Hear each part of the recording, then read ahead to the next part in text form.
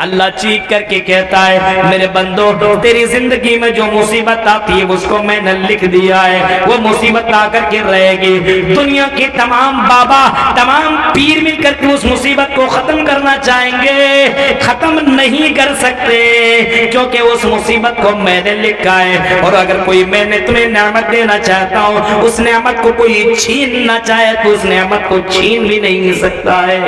ये है ईमान। कभी कभी हमारे यहाँ होता है ईमान की कमी नहीं, ईमान की कमी है, ईमान पक्का नहीं है मुसलमानों का। आज देखिए किसी के अंदर मुसीबत आ गई, बीमार, अगर कारोबार ठीक ठाक नहीं चलने लगा, इससे एक मौलवी आया हमसे ताबीज ले लो आपका दुकान चलने लगेगा। ये ताबीज ले लो कितने का? ये ताबीज 200 रुपए का, ये ताबीज 400 रुपए का, ये ताबीज 500 रुपए का, ये ताबीज 1000 रुपए का, इसको लगाओ आपकी दुकान चलने लगी। उस कठमुल्ला से और उस पीर से बोलो तू अपने घर में 1000 ताबीज लगा और तू ही अमीर बन जा। अमीर और गरीब का मालिक तो अल्लाह है, जिसे चाहता अमीर बनाता है और जिसे चाहता गरीब बनाता है। दुनिया की सारी ताकत मिलकर के किसी को अमीर बनाना चाहे तो अमीर भी नहीं बना सकती, और किसी को गरीब बनाना चाहे तो गरीब भी नहीं बना सकती। ये ईमान होना चाहिए। ईमान है आज के दौर में। मुसीबत आई, यहां भागा वहां भागा, यहां दौड़ा वहां दौड़ा, इस बाबा के पास गया तो उस बाबा के पास गया, इस पीर के पास गया तो उस पीर के पास गया। और बहुत से पीरों ने अपने अड्डे खोल रखे हुए हैं। बहुत से पीरों के किस्से आप सुनेंगे, एक से एक पीर। और आपके इस बंगाल के अंदर तो कुछ ज्यादा ही अड्डा उन्होंने बना लिया, कुछ ज्यादा ही। बताओ दुनिया में सबसे बड़ा पाप, सबसे बड़ा गुनाह, सबसे बड़ा जुर्म और सबसे बड़ा गुनाह यही है कि अल्लाह के साथ किसी को शरीक किया जाए। सबसे बड़ा गुनाह। आप कुछ भी कर ले अल्लाह माफ कर देगा, लेकिन ये शिर्क अल्लाह माफ नहीं करेगा। ईमान वाला कभी भी समझौता नहीं कर सकता, कभी भी कंप्रोमाइज नहीं कर सकता तौहीद के साथ, कभी भी शिर्क को मिला नहीं सकता। अल्लज़ीना आमनू व लम यल्बिसू ईमानहुम बिज़ुल्मिन उलाइका लहुमुल अम्न।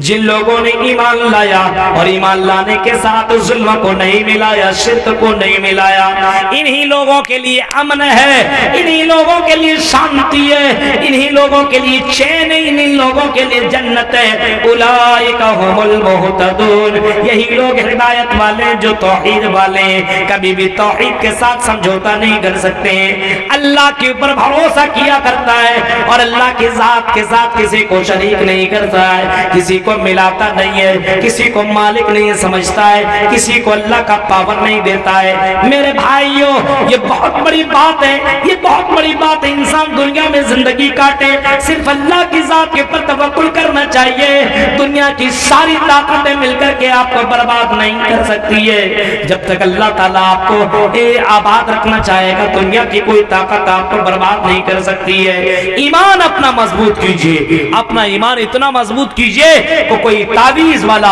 कोई बाबा, कोई आपको फूकने फांकने वाला आएगा, उसको भगाओ और बोलो कि तुम्हारी इस तावीज की हमें जरूरत नहीं है। जब हम घर से निकलते हैं तो आयतल कुर्सी पढ़ करके निकल लिया करते हैं। जब हम अपने घरों से सुबह निकलते हैं, यासीन पढ़ के निकलते हैं, सूरह फातिहा पढ़ के निकलते हैं, सूरह कुल या अय्युहल काफिरून, कुल अऊज़ु बिरब्बिल फलक, कुल अऊज़ु बिरब्बिन नास और कुल वल्लाहु अहद, ये सारी सूरतें हम पढ़ करके निकलते हैं। हमें तावीज की जरूरत नहीं है। ये सारी आयतें हम पढ़ करके निकलते हैं तो शैतान हमारे करीब भी नहीं पहुंच सकता है। मेरे भाइयों, ईमान इतना मजबूत होना चाहिए, ईमान इतना मजबूत होना चाहिए कि दुनिया की दौलत आपके सामने लाए लेकिन फिर भी आप उसको मना कर दें। आपने नाम सुना है अब्दुल्ला, सालिम बिन अब्दुल्लाह का नाम सुना होगा। कैसी तौहीद के, अल्लाहु अकबर। सालिम बिन अब्दुल्लाह, सुनिए मंजर, खाना काबा है। खाना काबा जानते हैं आप? तो जानते हैं मक्का के अंदर जो बैतुल हराम, मस्जिद हराम जिसको कहा जाता है, खाने काबा, उसी खाने काबा के अंदर ये सालिम बिन अब्दुल्लाह तवाफ कर रहे हैं। कोई आदमी जाता है उम्रा करने के लिए, हज करने के लिए, तो उसके अंदर तवाफ करना पड़ता है। 7 मरतबा आप चक्कर लगाएंगे उस खाने काबा का तो एक तवाफ माना जाए।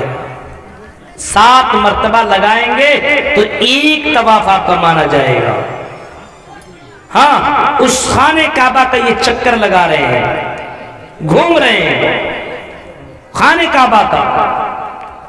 और उसी दरमियान उस दौर का अमीर, उस दौर का गवर्नर, उस दौर का हाकिम, उस दौर का खलीफतुल मुस्लिमीन मरवान बिन हकम भी आया था। और मरवान बिन हकम अपने फौजियों के साथ आया था, अपने लश्करों के साथ आया था। वो भी खाने काबा का तवाफ करने के लिए आया हुआ था। वो भी बैतुल्लाह शरीफ का दीदार करने आया था। वो भी उम्रा करने की गर्ज से खाने काबा आया हुआ था।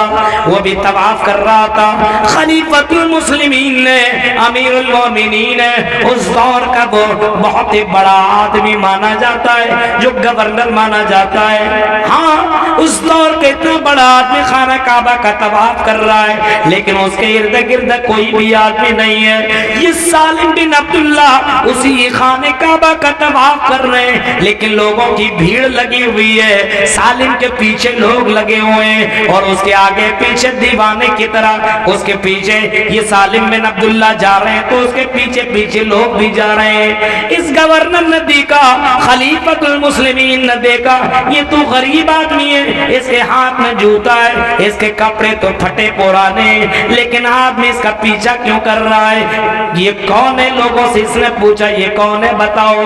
बताया, ये हजरत उमर फारूक के पोते हैं, अब्दुल्ला के बेटे, इनका नाम सालिम है और ये खाने काबा का तवाफ करने के लिए आया है। ये बहुत बड़े आलिम है, ये कुरान और हदीस के बहुत ही बड़े जानकार आदमी है। ये खलीफतुल ये इसी खाने काबा का तवाफ करने के लिए आए हुए हैं। अच्छा, ये करीब गया। कौन? बादशाह, उस दौर का बादशाह ही समझिए। वो करीब गया किसके पास? सालिम बिन अब्दुल्ला के पास। और जाने के बाद कपड़े को देखा, कपड़ा फटा पुराना है, जूता भी ऐसी ही है। कहता है, सल्ली आजा। ओ सालिम बिन अब्दुल्ला, बहुत बड़े आलिम हो, बहुत बड़े आलिम हो, लेकिन सालिम बिन अब्दुल्ला कोई हाजत हो तो जो बताओ। डायरेक्ट नहीं कहा तुम्हारा कपड़ा फटा पुराना है, जूता ठीक नहीं है, ये दे दूं। डायरेक्ट पूछता है, सल्ली हाजा, कोई चीज की जरूरत हो, कुछ चाहिए तो बोलो। आज के दौर का अगर यहाँ का आपकी दीदी अगर कह दे किसी से कुछ चाहिए क्या, कितना लिस्ट बना करके दे देगा। ये चाहिए, ये चाहिए, ये चाहिए। मस्जिद में बोल दे कुछ चाहिए कि ये चाहिए, पंखा चाहिए। अब बताइए, लगेगा कि नहीं? कभी आपने कभी सोचा मस्जिद के अंदर उसका पैसा लगेगा कि नहीं लगेगा? नहीं, वो सबसे मसला बाद में। मौलवी साहब पंखा लगा दे, ये लगा दे, ये लगा दे, लगेगा कि नहीं?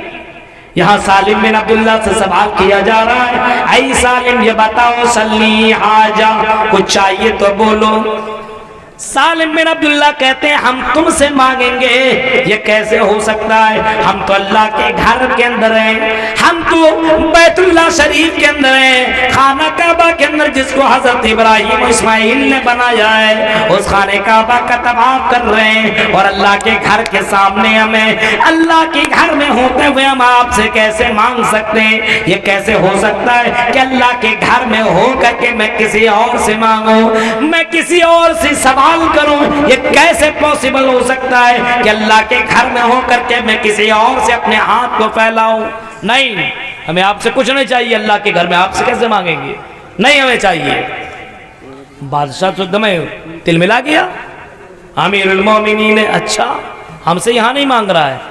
इंतजार करता रहा, ये भी उसके पीछे पीछे तवाफ करता रहा। जब तवाफ खत्म, वहां से निकले सालिम बिन अब्दुल्ला, तो पीछे पीछे ये गवर्नर भी जाता है और उसे खाने काबा के दरवाजे पे पहुंचता है, जहां सालिम बिन अब्दुल्ला खड़े और खाने काबा से निकल रहे, दरवाजे के पास पहुंचते और दरवाजे के पास पहुंचने के बाद ये गवर्नर भी पीछा करते हुए उस मौलाना के पास पहुंचता है, उस आलिम के पास, सालिम बिन अब्दुल्ला के पास पहुंचता है और कहते हैं, आई सालिम ये बताओ, तुम्हें तो शर्म आ रही थी अल्लाह के घर में मांगने से, तुमने तो अल्लाह के घर में मांगा नहीं, अब यहाँ तो मुझसे मांग सकते हो, मैं गवर्नर हूँ, मैं बादशाह हूँ, मैं अमीरुल मोमिनीन हूँ, तुम्हारे ये कपड़े फटे पुराने, मैं तुम्हें अच्छे से अच्छे कपड़ा दे सकता हूँ, मैं तुम्हें अच्छे से अच्छे बंगला दे सकता हूँ, मैं तुम्हें अच्छे से अच्छे मकान दे सकता हूँ, मैं तुम्हें पैसा दे सकता हूँ, दीनार और दिरहम दे सकता हूँ। आई